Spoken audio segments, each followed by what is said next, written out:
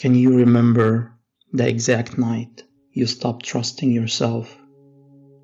Maybe it happened after a project you poured your heart into completely fell apart. Maybe it happened after someone you loved looked you in the eye and told you that you weren't enough. Or maybe it wasn't a sudden crash, but a slow, quiet erosion. Years of making promises to yourself that you didn't keep, until one day you looked in the mirror and realized you no longer believed the word you said. Now, you're walking through life with a paralysis of analysis, whether you are a student choosing a path, a creative staring at a blank canvas, or someone trying to rebuild after a loss. You are terrified of making the wrong move. You ask everyone else for their opinion because you are convinced your own judgment is fundamentally broken. You think you have lost your confidence, but you are misinterpreting the architecture of your mind. Confidence isn't something you lose. It's something that gets drowned out by noise. Thousands of years ago, the ancient sages of India sat in forest academies and mapped the human psyche. They realized we have two distinct voices inside our head, and most of us are betting our lives on the wrong one. Let's retune your inner campus before you face the day.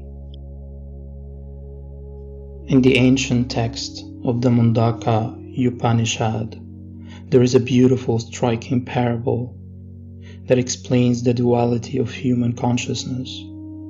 The text asks you to imagine a single, magnificent tree. Resting on the branches of this tree are two birds. They look identical. They have the exact same beautiful plumage, but they behave in completely opposite ways. The first bird sits on the lower branches. It is hyperactive, anxious, and constantly moving. It hops from twig to twig, eating the fruit of the tree. When it eats a sweet fruit, it experiences a temporary rush of joy. When it bites into a bitter fruit, it shudders with grief, panic, and regret. It is completely consumed by the drama of the harvest, constantly chasing the next sweet bite and terrified of the next bitter one. But higher up, on the topmost branch of the very same tree, sits the second bird. This bird does not eat the fruit.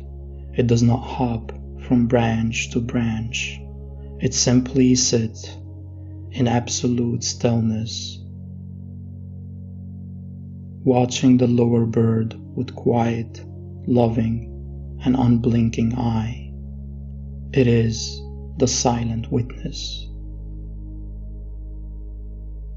The ancient text explained that the lower bird is your ego self. It is the part of you that is bound to the world. The part that gets hurt by criticism, panics over failure, and ties its worth to outcome. The upper bird is your Atman, your true nature. It is the vast, untouched awareness that simply observes the life moving around you. Ram Dass spent decades helping people bridge the gap between these two birds.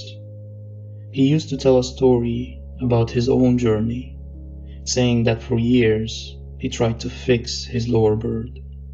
He tried to cure his anxieties, his neuroses, and his self-doubt.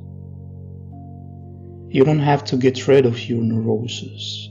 You just have to stop identifying with them. You just have to become the one who watches them. Ram Dass. Here is your tool for the next 12 hours.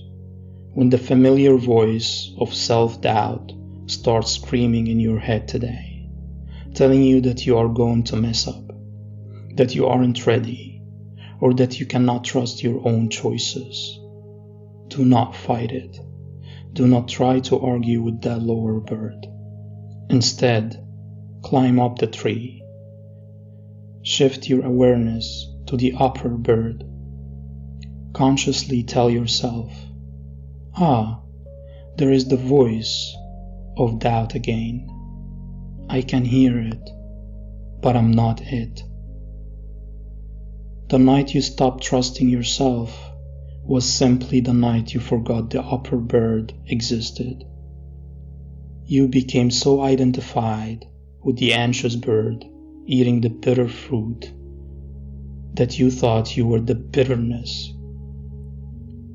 But you are not your failures. You are not the opinions of the people who didn't understand you. You are the stillness that observes it all. As you step out into your world today, let the lower bird do what it does. It will worry, it will flutter, and it will react. That is just its nature. But remember where your true seat is. You are the quiet observer on the top branch. You are steady, you are ancient, and you are completely unharmed by the weather of the day. You don't need a guarantee of a perfect outcome to trust yourself. You just need to trust your capacity to watch, learn, and adapt.